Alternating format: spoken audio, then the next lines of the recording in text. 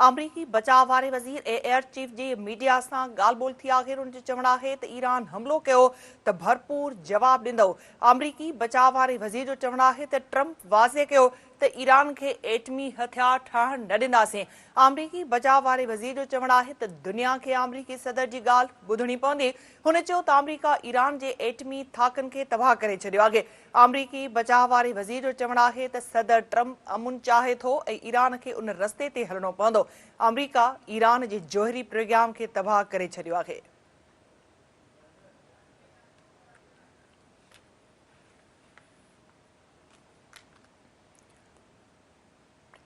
आम ख़बर खां नाज़रीन अमरीकी बचाव वारे वज़ीर ऐं एयर चीफ पारां प्रेस कॉन्फ्रेंस कंदे चयो वियो आहे त ईरान हमलो कयो त भरपूर जवाब ॾिनो वेंदो।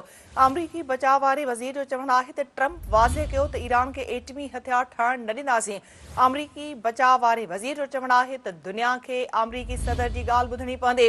हुन चयो त अमरीका ईरान जे एटमी थाकनि खे तबाह करे छॾियो आहे। अमरीकी बचाव वारे वज़ीर जो चवणु आहे त सदर ट्रंप अमुन चाहे थो ऐं ईरान खे उन रस्ते ते हलणो पवंदो। अमरीका ईरान जे जोहरी प्रोग्राम खे तबाह करे छॾियो आहे। अमरीकी बचाव वारे वज़ीर ऐं एयर चीफ पारां प्रेस कॉन्फ्रेंस कई वई आहे। उन जो चवणु आहे त ईरान हमलो कयो त भरपूर जवाब ॾिनो वेंदो। अमरीकी बचाव वारे वज़ीर जो चवणु आहे त ट्रंप वाज़े कयो त ईरान खे एटमी हथियार ठाहिण न ॾींदासीं। अमरीकी बचाव वारे वज़ीर जो चवणु आहे त दुनिया खे अमरीकी सदर जी ॻाल्हि ॿुधणी पवंदी। हुन चयो त अमरीका ईरान जे एटमी थाकनि खे तबाह करे छॾियो आहे। अमरीकी बचाव वारे वज़ीर जो चवणु आहे त सदर ट्रंप अमुन चाहे थो ऐं ईरान खे उन रस्ते ते हलणो पवंदो।